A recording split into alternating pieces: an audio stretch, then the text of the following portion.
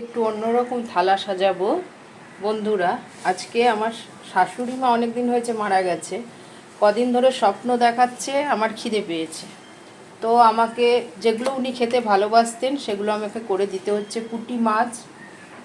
পুঁটি মাছ খেতে ভালোবাসতেন, কুমড়ো ভাজা খেতে ভালোবাসতেন, আর পেঁপে ভাজা খেতে ভালোবাসতেন।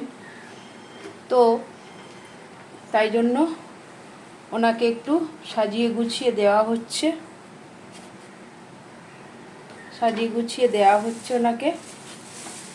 আর একটু লাউ মাছের মাথা দিয়ে ভালোবাসতেন, লাউ তরকারি মাছের মাথা, আর ট্যাংরা মাছ আলু বেগুন দিয়ে প্রচণ্ড প্রিয় জিনিস ওনার, সেটা তো দিলাম।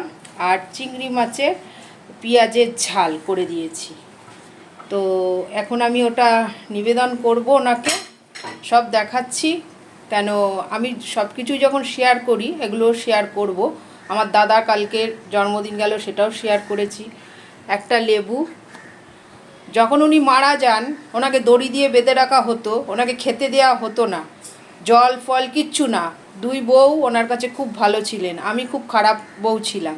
তাই জন্য আজকে আমার কাছে কেন উনি বারবার আসতেন আমি জানি না। তা যাই হোক, ওনাকে দেখাচ্ছি আমি, আপনারা দেখুন।